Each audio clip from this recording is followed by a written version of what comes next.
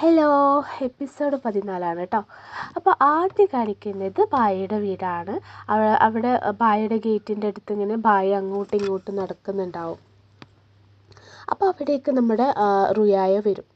അപ്പോൾ അവളുടെ അടുത്തേക്ക് ബായി പോവും. അങ്ങനെ അവൾ ചോദിക്കും, നിങ്ങൾ എന്താ ഇവിടെ നിൽക്കുന്നത്? നിങ്ങൾ എന്നെ കാത്തിരിക്കുകയാണോ? അവൻ പറയും, അല്ല. അവൾ ചോദിക്കും, നിങ്ങൾ പിന്നെ ആരെയാണ് കാത്തിരിക്കുന്നത്?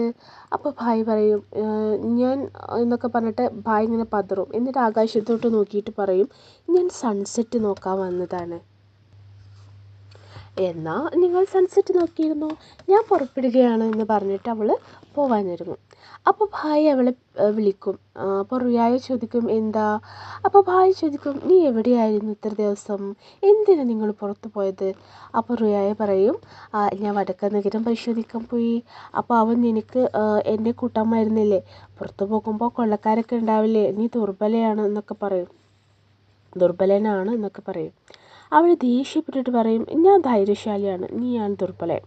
അപ്പോൾ അവൻ അവളുടെ കൈ പിടിച്ചിട്ട് പറയും, ഞാൻ നിന്നെക്കുറിച്ച് വേവലാതിപ്പെട്ടിരുന്നു, ഞാനും സാഞ്ചിയും ഈ വീട്ടിലുള്ള എല്ലാവരും. ഞാൻ ആദ്യം പോവാണ് എന്ന് പറഞ്ഞ് അവൾ പോവും. അപ്പോൾ അവളിങ്ങനെ ചിരിക്കും. പിന്നെ കാണിക്കുന്നത് ഹീറോയുടെ വീടാണ്. അവിടെ ഹീറോ മരത്തിൻ്റെ താഴെ വാൾ പരിശീലിക്കുകയായിരിക്കും. അവിടേക്ക് അവൻ്റെ കാമുകി കടന്നു വരും. അവൾ പറയും, നിങ്ങൾക്കിതൊന്നും ചെയ്യാനായിട്ടില്ല, നിങ്ങൾക്ക് വിശ്രമം ആവശ്യമാണ്. അവൻ അവളോട് സംസാരിക്കും, നമ്മൾ ബാല്യകാല പ്രണയികളായിരുന്നു, പക്ഷേ എൻ്റെ ജീവിതത്തിലേക്ക് മറ്റൊരാൾ കടന്നു വന്നു. അവൾ എൻ്റെ എല്ലാ നിഗമനങ്ങളും തെറ്റിച്ചു. അപ്പോൾ കാമുകി പറയും, അവളാണോ സാഞ്ചി? അവൻ പറയും, അതെ അതെ, എനിക്കറിയാം. അവൾ അപ്രതീക്ഷിതമായ വിവാഹം നിങ്ങൾ കഴിച്ചു, പക്ഷേ ഇപ്പോൾ അവൾ പോയി, ഇനി കുഴപ്പമില്ലല്ലോ. അപ്പോൾ നമുക്ക് കുഴപ്പമില്ല, നമുക്ക് പഴയ പോലെ തന്നെ ആയിട്ടില്ലേ എന്നവൾ പറയും. എനിക്ക് അവളെ കൂടാതെ ജീവിക്കാൻ കഴിയില്ല, ഇനി എനിക്ക് കള്ളം പറയാൻ കഴിയില്ല, നമുക്ക് ഒരുമിച്ച് ജീവിക്കാൻ കഴിയില്ല എന്ന് ഹീറോ പറയും. അവൾ പറയും, നിങ്ങൾ തമാശ പറയുകയാണ്, എന്നെ ഒന്ന് നോക്ക്, എല്ലാം പഴയതുപോലെയല്ലേ, വൈകിയിട്ടില്ല. അപ്പോൾ അവൻ പറയും, ഞാൻ അവളുമായി പ്രണയത്തിലായി. നിങ്ങൾ അവളുമായി പ്രണയത്തിലായോ? കണ്ണ് തുറന്നു നോക്ക്, അവൾ എന്നേക്കാൾ ശ്രേഷ്ഠയാണോ? അവളെ എന്നോടൊപ്പം താരതമ്യം ചെയ്യാൻ കഴിയില്ല. നിങ്ങൾക്ക് അവസാനം ഞാനൊരു അവസരം നൽകുന്നു, ഭൂമിയിൽ ഏതാണ് നല്ലത്? അവൻ പറയും, ഞാൻ സാഞ്ചിയെ ഇഷ്ടപ്പെടുന്നു. അപ്പോൾ കാമുകി ചോദിക്കും, അവൾ നല്ല പെൺകുട്ടിയാണെങ്കിൽ എന്താ ഭായിയുടെ വീട്ടിൽ നിൽക്കുന്നത്? കർത്താവിൻ്റെ മകൾ മെയിലായിട്ടാണ് അവരൊക്കെ മനസ്സിലാക്കിയിട്ടുള്ളൂ. ശ്രീ അവൻ എന്നുള്ള പേരിലാണ് അവൻ അറിയപ്പെടുന്നത്. അപ്പോൾ അവൻ്റെ കൂടെയും നിൽക്കുന്നുണ്ടല്ലോ. സ്വയം ചോദിക്കൂ, അവൾ നിങ്ങളെ സ്നേഹിക്കുന്നുണ്ടോ? അവൾ നിങ്ങൾക്കായി തിരിച്ചു വരില്ല. തിരികെ വരാൻ ഞാൻ അവളോട് ആവശ്യപ്പെട്ടു, നിങ്ങൾ തീരുമാനിച്ചു എന്ന് കാമുകി ചോദിക്കും. അവൻ പറയും, ഞാൻ മനസ്സിൽ ഉറപ്പിച്ചു. അവൾ പറയും, ഞാൻ നിങ്ങൾക്ക് വേണ്ടി കടപ്പെട്ടിരിക്കുന്നു, അതിന് എവിടെ പണം? അവൻ പറയും, എനിക്കറിയാം, നീ എനിക്കായി 8 വർഷം പഠനത്തിന് പോയി, ഞാൻ പണം നൽകിയില്ല, പകരം നിനക്ക് എന്നെ 8 തവണ കുത്താം എന്ന് പറഞ്ഞ് അവൻ വാൾ കൊടുക്കും.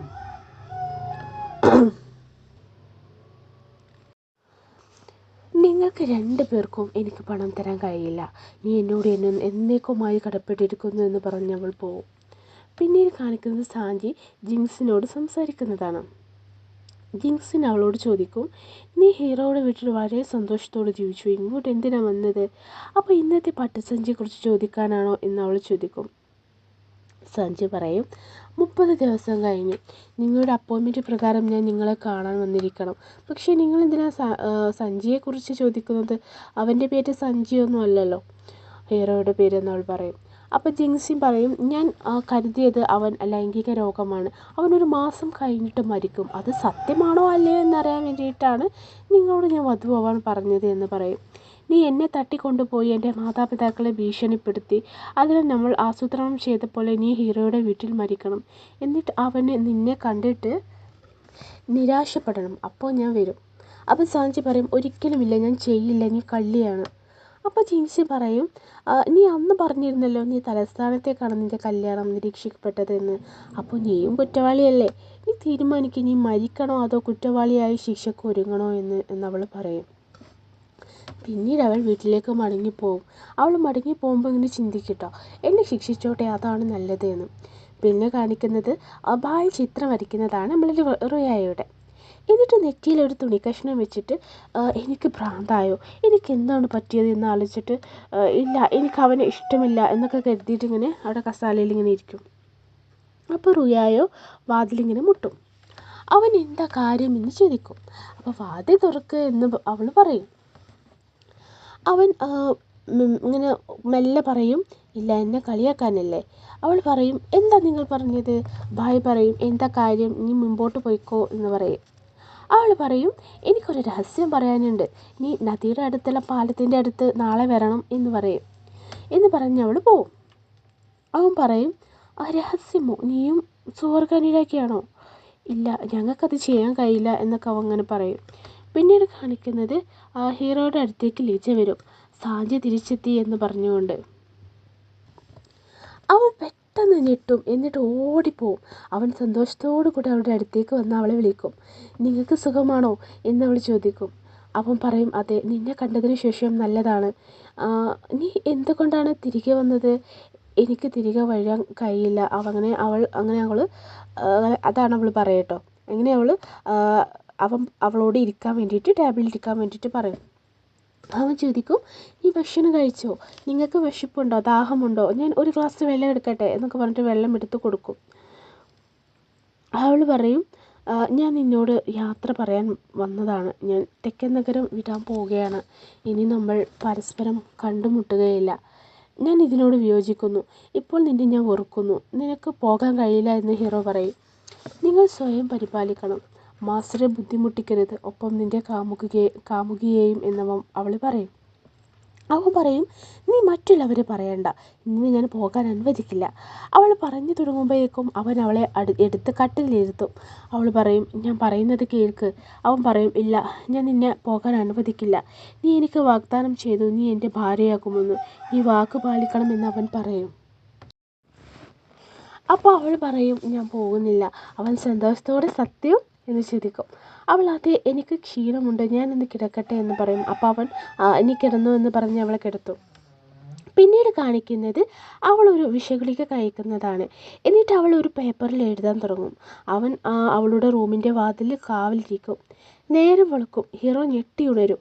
അവളുടെ റൂമിൻ്റെ നിലത്ത് താഴെ തന്നെ ആയിരിക്കും അവൻ ഇരിക്കുന്നത്, പുറത്ത്.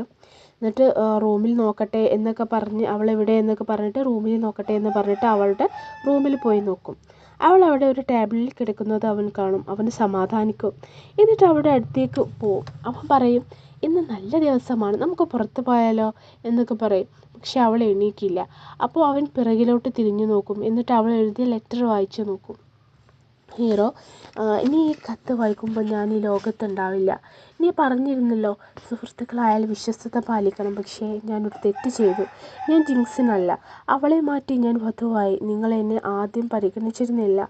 എന്നാൽ പിന്നീട് എനിക്ക് മനസ്സിലായി നിങ്ങളൊരു താരമനസ്കനാണ്. എന്നോട് ക്ഷമിക്കണം. ടിയാൻ സാഞ്ചി എന്നായിരിക്കും ആ കത്തിലുണ്ടാവുക.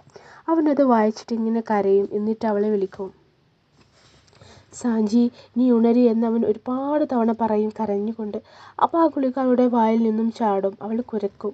നീ ഉണർന്നു എന്ന് പറഞ്ഞ് അവൻ സന്തോഷിക്കും. അവൻ ചോദിക്കും, നീ എന്തിനാ കരയുന്നത്. അപ്പം നീ ചിരിക്കണം, നീ കരയരുത് എന്ന് സാഞ്ചി പറയും.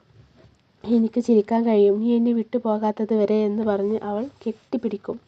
നീ എന്നെ ഭയപ്പെടുത്തി എന്ന് പറയും. അവൾ പറയും, നീ എന്നെ മുറുകെ പിടിക്കല്ലേ, എനിക്ക് ശ്വാസം കിട്ടുന്നില്ല.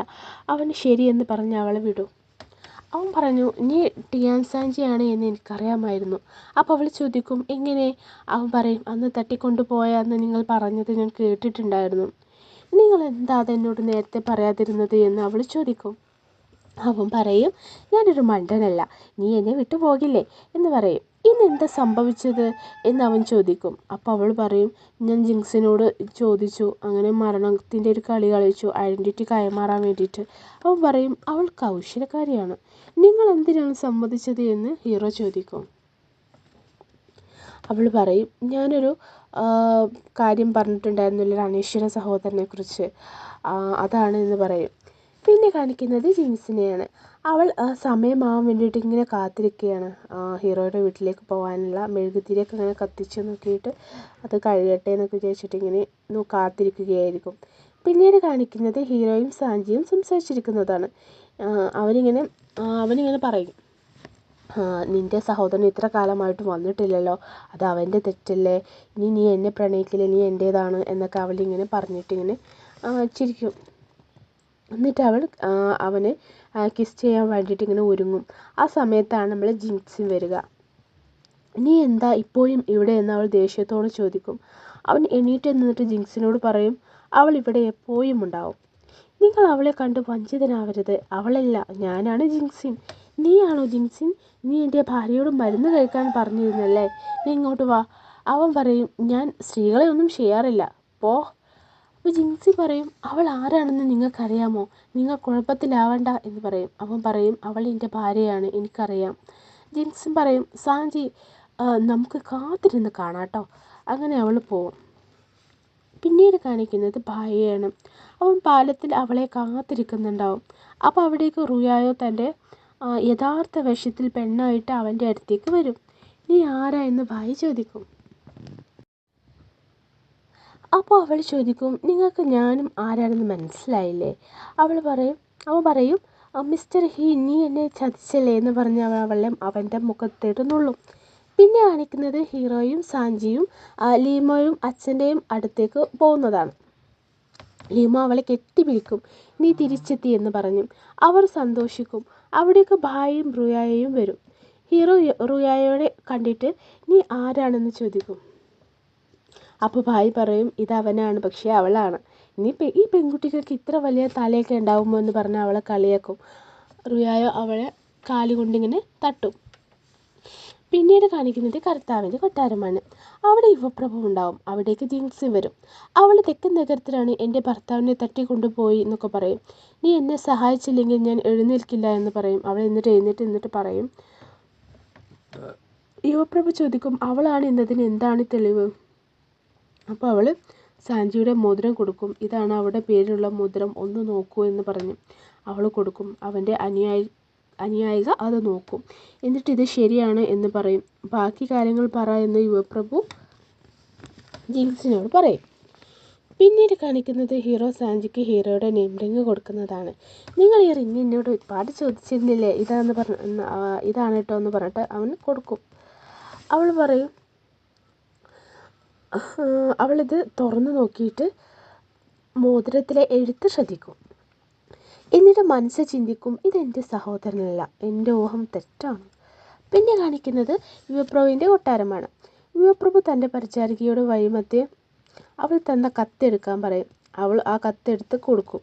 ആ കത്ത് അവൻ വായിക്കും. ഞാൻ നിങ്ങളെ കാണുന്നതിന് മുമ്പേ ഞാൻ പോവുകയാണ്.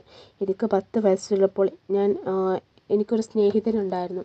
അവനുമായിട്ട് മോതിരം കൈമാറിയിട്ടും കിളിമരത്തിന് താഴെ എൻ്റെ വിവാഹ നിശ്ചയം കഴിഞ്ഞു, സോറി എന്നാണ് അതിലെഴുതിയിട്ടുണ്ടായിരുന്നത്. അപ്പോൾ യുവപ്രഭു, അത് നീയാണോ, പഴയ വെട്ടുകിളി മരം എന്ന് പറഞ്ഞ് നമുക്കിപ്പോൾ തന്നെ തെക്കൻ നഗരത്തിലേക്ക് പോകാം എന്ന് പറഞ്ഞ് പോവും. അപ്പോൾ പിന്നെ കാണിക്കുന്നത് ലീമോ വാതിൽ പൂട്ടിയിട്ട് സാഞ്ചിയോട് പറയും, ജിൻക്സിൻ തലസ്ഥാനത്തേക്ക് പോയി. അവൾ എന്തിനാ പോയത്? ഞാൻ ഇവിടെയുണ്ട് എന്ന് പറയാൻ പോയതായിരിക്കും എന്ന് സാഞ്ചി പറയും. ലീമോ പറയും, നീ എവിടെയെങ്കിലും പോയിട്ട് ഒളിച്ചോ, ജീവിതകാലം മുഴുവൻ എനിക്ക് ഒളിക്കാൻ കഴിയില്ല, ഈ പ്രശ്നം പരിഹരിക്കേണ്ടതുണ്ട് എന്ന് സാഞ്ചി പറയും.